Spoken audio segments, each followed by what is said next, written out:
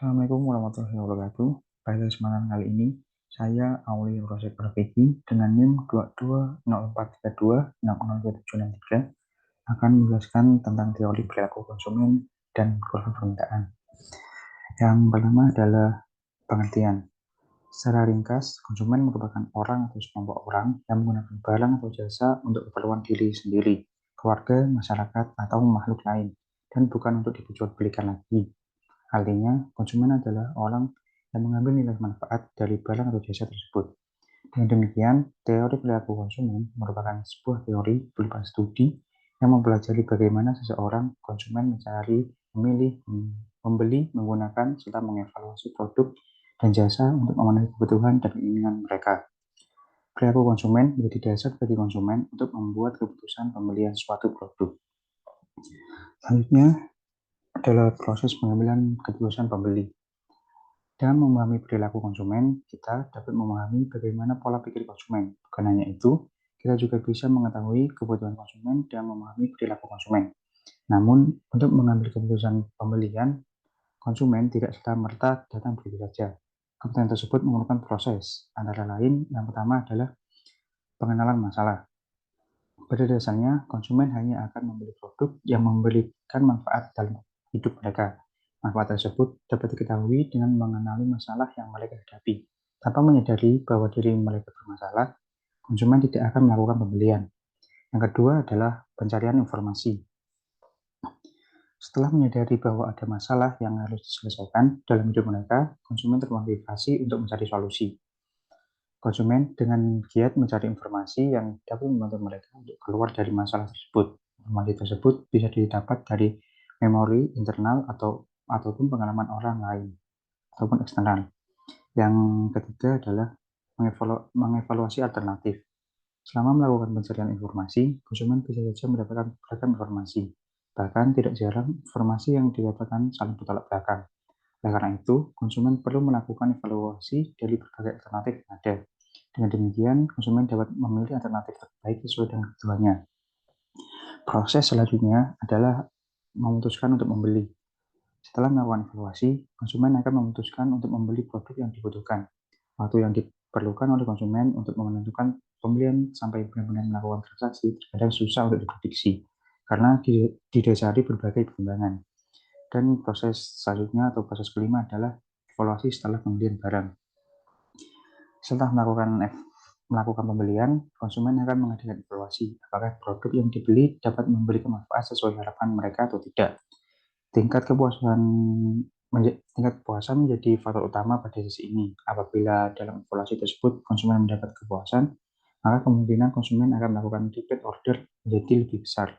Tidak hanya itu, konsumen yang puas cenderung akan mengajak orang lain untuk membeli produk serupa. Namun jika evaluasi menghasilkan negatif, maka konsumen akan merasa kecewa. Selanjutnya adalah faktor-faktor yang mempengaruhi perilaku konsumen. Ada beberapa hal yang dapat mempengaruhi perilaku konsumen. Di antaranya adalah yang pertama, faktor budaya. Faktor kebudayaan dikatakan memiliki pengaruh yang paling luas dibanding faktor-faktor lain.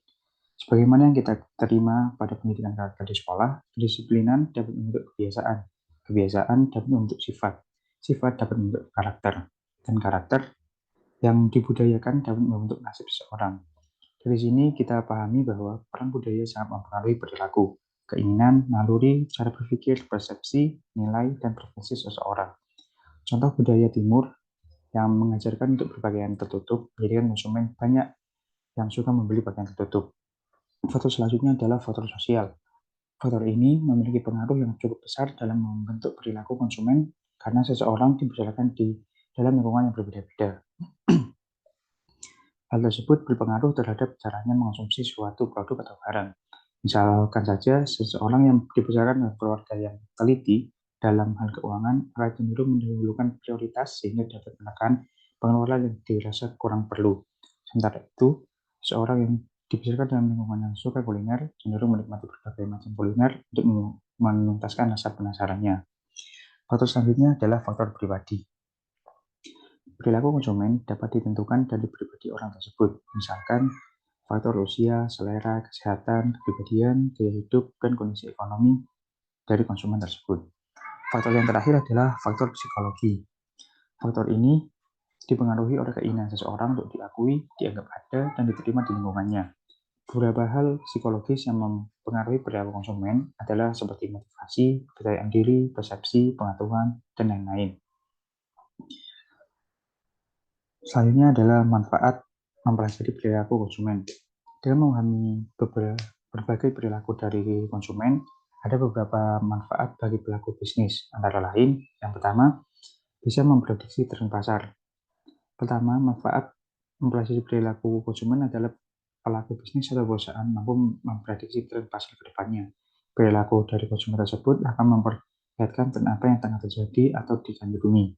Yang kedua, mengidentifikasi karakteristik dan kebutuhan konsumen. Dari sini, perusahaan juga dapat memahami bagaimana karakteristik konsumen dan apa saja kebutuhannya, sehingga perusahaan bisa memproduksi barang atau jasa yang memang dibutuhkan oleh konsumen. Yang ketiga adalah membuat strategi pemasaran yang sesuai. Masih berhubungan dengan manfaat yang nomor kedua, yaitu mampu mengidentifikasi karakteristik konsumen, akan memudahkan marketing untuk merancang strategi pemasarannya, sehingga strategi yang diterapkan pun akan tepat sasaran. Yang terakhir adalah mengungguli pesaing. Yang terakhir dari manfaat memprediksi konsumen adalah dapat mengungguli pesaingnya, karena perusahaan telah memprediksi tren pasar, mengidentifikasi karakteristik dan kebutuhan konsumen, serta menggunakan taktik pemasaran yang tepat. Selanjutnya kita akan membahas mengenai kurva permintaan. Kurva permintaan sendiri adalah sebuah grafik yang memberi gambaran hubungan antara harga suatu barang atau jasa terhadap jumlah permintaan konsumen dalam kurun waktu tertentu. Kurva permintaan dapat dipresentasikan secara visual melalui grafik. Grafik ini mengacu pada titik harga suatu produk yang ditunjukkan pada sumbu vertikal dan jumlah konsumen ditunjukkan oleh sumbu horizontal. Dengan menggunakan grafik kurva permintaan ini, perusahaan akan melihat dengan tepat terkait permintaan konsumen pada suatu produk dengan harga tertentu, apakah meningkat ataupun menurun. Hukum permintaan sendiri, di hukum permintaan ini kita memposisikan diri sebagai konsumen. Jadi jumlah yang dibeli berbanding terbalik dengan harga. Apabila harga suatu barang turun, maka permintaan terhadap barang tersebut akan meningkat. Sebaliknya, jika harga suatu barang naik, maka permintaan terhadap barang akan menurun.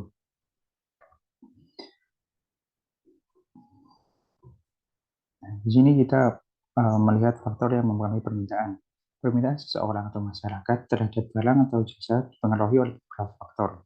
Antara lain, barang itu sendiri, harga barang itu sendiri, yang kedua, harga barang lain atau harga barang substitusi dan komplementer, selera masyarakat, pendapatan masyarakat, dan jumlah penduduk. Berikutnya ada ciri-ciri kurva permintaan. Kurva permintaan sendiri memiliki ciri-ciri. Yang pertama, kurvanya berbentuk garis lurus. Yang kedua, pergerakan kurva permintaan dipengaruhi oleh jumlah permintaan barang atau jasa. Misalnya, jika pendapatan masyarakat naik, maka kurva akan bergeser ke kanan karena jumlah permintaannya naik. Sebaliknya, kurva akan bergeser ke kiri jika pendapatan masyarakat dan permintaan menurun. Yang ketiga adalah harga barang dengan jumlah barang berbanding terbalik. Artinya, jika harga barang naik, maka permintaan barang akan menurun. Sebaliknya, jika harga barang turun, maka permintaannya pun akan naik. Ciri selanjutnya adalah kurvanya berslop negatif, karena kurvanya digambarkan dari kiri atas lurus lalu turun ke bawah. Hal ini menunjukkan adanya hubungan terbalik antara harga dan jumlah barang yang diterima.